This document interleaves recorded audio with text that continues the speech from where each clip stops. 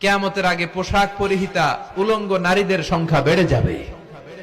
তো কিয়ামতের আগে মারে ভুলে যাবে, মাকে ভুলে গিয়ে স্ত্রীর পেছনে পেছনে দৌড়াবে।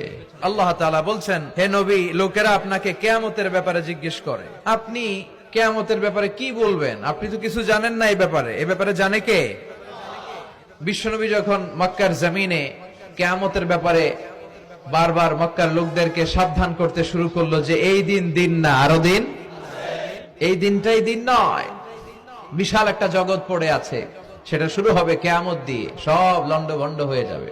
তখন লোকেরা বিশ্বনবীর জিজ্ঞেস করতে শুরু করলো, মুহাম্মদ সাল্লাল্লাহু, এই যে তুমি কিয়ামতের কথা বলো, এটা কবে হবে?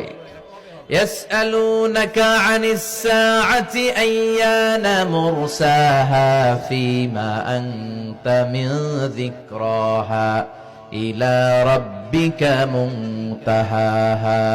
সুবহানাল্লাহ পড়েন। ও নবী, লোকেরা আপনারা জিজ্ঞেস করে কিয়ামত কবে হবে, কিন্তু কবে হবে এটা আপনি কেমন করে বলবেন? এটা তো আপনি জানেন না, গোটা বিশ্বের কেউ জানে না, জানে একজন, তিনি কে? They are asking about the day of resurrection. People are asking you about Qiyamah. Who are you to talk anything about it? Only Allah has the final word regarding Qiyamah. ও নবী, লোকেরা আপনারা কিয়ামত কবে হবে খালি ধরে জিজ্ঞেস করে, তো এই ব্যাপারে আপনি কথা বলবেন কি করে? এই ব্যাপারে কোনো জ্ঞান তো আমি আপনাই দেইনি। কিয়ামত কবে হবে এটা জানি শুধুমাত্র আমি আল্লাহ। চিল্লায় বলেন ঠিক কিনা? বিশ্বনবী মক্কায় কিয়ামতের ঘোষণা দিলেন। বিশ্বনবী বললেন, এই পৃথিবী এরকম থাকবে না, সব ভেঙে চুরে খান খান হয়ে যাবে। আল কারিআতু মাল কারিআতু ওয়া মা আদরাকা মাল কারিআহ।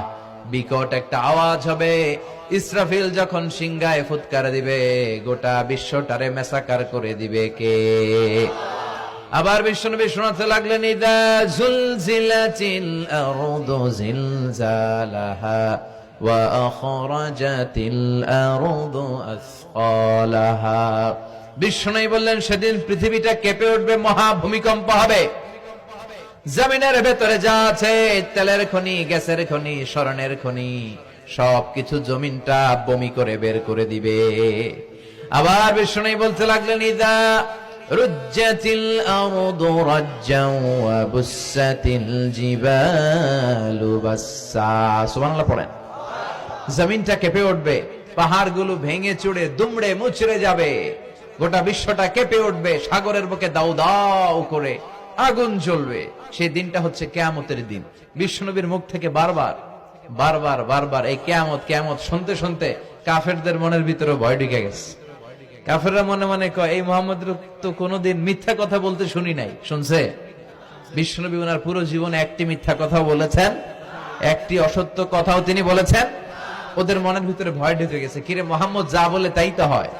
এই যে মুহাম্মদ বারবার বারবার কিয়ামতের কথা বলতেছে, যদি সত্য হয়, যদি, চলো মুহাম্মদের জিজ্ঞেস করি যে এই যে কিয়ামতের কথা তুমি বলো, এটা কবে হবে? সুবহানাল্লাহ পড়বেন না?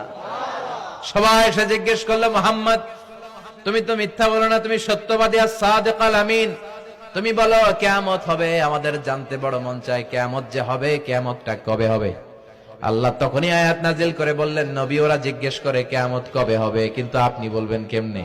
বলতে পারে একজন, তিনি কে?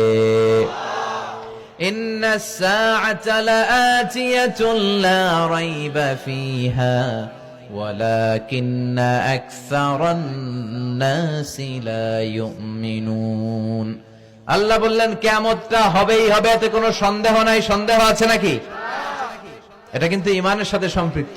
কিয়ামত যে হবে, আমাদের কারো সন্দেহ আছে? কারো সন্দেহ নাই। কারো কি এমন ক্ষমতা আছে যে কিয়ামতকে আটকায় দিবে? বলেন। পৃথিবীর কোন প্রধানমন্ত্রী, প্রেসিডেন্ট, পুলিশ প্রধান, র্যাবের প্রধান, বিডিআর, সেনাবাহিনী, Donald Trump, Barack Obama, George W Bush, Vladimir Putin, Narendra Modi,